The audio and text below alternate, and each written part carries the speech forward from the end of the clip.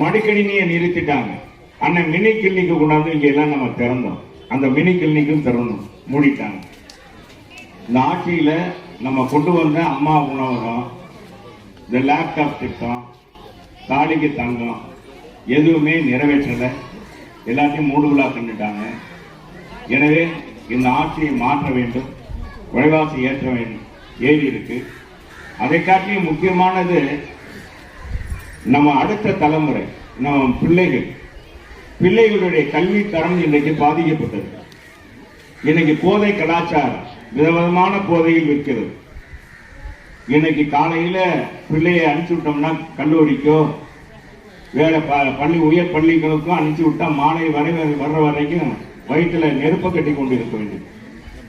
என்ன ஆகுமோ என்று தெரியவில்லை. இன்னைக்கு இருக்கிற போதை கிறுக்கு போதை என்று சொல்கிறார்கள். அந்த போதையை சாப்பிட்டா 5 மணி நேரத்தில் அவன் கிறுக்கனாக மாறி விடுகிறான். அவன் என்ன செய்யறான்னே தெரியல. 5 வயசு பாப்பா முதல் 80 வயசு 85 வயசு பாட்டி வரைக்கும் இன்னைக்கு கற்பழிக்கப்படுகிறார்கள். இந்த ஆட்சி ஒழியப்பட வேண்டும். இந்த ஆட்சி தடுக்கப்பட வேண்டும். இந்த போதை கலாச்சாரம் ஒடுக்கப்பட வேண்டும். மீண்டும் தமிழகம் அமைதி பூங்காக வர வேண்டும் என்ற இந்த நல்ல நேரத்தில் கேட்டு, உங்களுக்கு எல்லாம் நீ அடுத்த ஆட்சியில் 2000 ரூபாய் கொடுக்க போறாரு நம்ம முதல்வர்.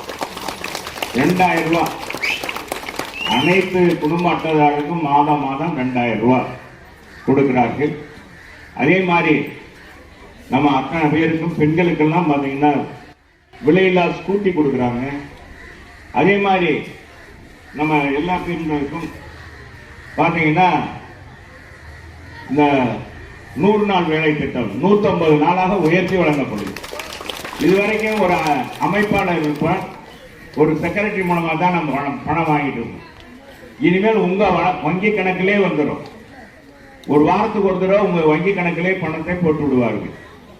அந்த அளவுக்கு இன்னைக்கு 100 நாட்களே 125 நாளாக உயர்த்தியவர் நம்முடைய எடப்பாடியார் என்பதை நீங்க எல்லாம் புரிஞ்சுக்கணும். இந்த ஆட்சி செய்யல, ஆனா எடப்பாடியார் மோடி சீட்டம் பேசி இன்னைக்கு தமிழகத்தில் விவசாயிகள், இந்த கூலி வேலை பார்க்கிறவர்களுக்கு, கிராமப்புற பொருளாதாரத்திற்கு இதுதான் இன்றைக்கு ஆதாரமாக இருக்கிறது. எனவே நீங்கள் அதை கூடுதலாக வழங்க வேண்டும் கேட்டது 125 நாட்களாக உயர்த்தி இருக்கிறார்கள். ஆட்சிக்கு வந்தவன் 150 நாட்களாக உயர்த்தி வழங்கப்படும் என்பதை இந்த நேரத்தில் தெரிவிச்சுக்கிறேன். அன்பான தாய்மார்களே, நம்ம காலத்துல ஆடு மாடு எல்லாம் கொடுத்தோம், பசு எல்லாம் கொடுத்தோம், எல்லாருக்கும் பசுமை வீடு கொடுத்தோம். கொடுத்தோமா இல்லையா? பசுமை வீடு கொடுத்தோம். கேட்கிற அந்த சம்பந்தப்பட்டவங்க கோழியில இலவசமாக கொடுத்தோம். இந்த ஆட்சியில் அதையெல்லாம் நிறுத்திட்டாங்க. இந்த நம்முடைய ஆட்சி தொடர வேண்டும். நமக்கானவர், நம்மில் ஒருவர் விவசாய குடும்பத்தில் பிறந்து வளர்ந்தவர், சாதாரண நிலையில் இருந்தவர். கொரோனா காலத்தில் 2500 ரூபாய் கொடுத்தார். அதே நேரத்தில் 2000 ரூபாய் கொடுத்தார். கொடுத்தாரா இல்லையா? கொரோனா காலத்தில் 11 மாதம் விலையில் அரிசி பொருட்கள், சமையல் பொருள்லாம் கொடுத்தார். அப்படிப்பட்டவர் முதலமைச்சராக வரணும் என்று கேட்டு நீங்க எல்லாம் தேர்ந்தெடுக்கணும். நானும் உங்களுக்காக பாடுபட்டிருக்கேன். என்னை சட்டமன்ற உறுப்பினராக வேட்பாளராக அறிவித்தால் என்னையும் நீங்க தேர்ந்தெடுக்கணும்னு கேட்டுக்கிறேன்.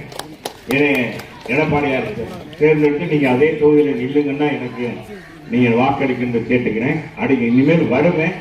இருந்தாலும் இப்ப சொல்றது முதல்ல கட்டு சொல்லிக்கணும்ல, சொல்லணும்னா இல்லையா? சொல்லணுமா சொல்ல வேணாமா? சொல்லணும். ஏன்னா அன்னைக்கு வந்தான் செல்லூர் ராஜு அவன் மட்டும் பேசிட்டு போயிட்டான், எதோ பேசினான்னு சொல்ல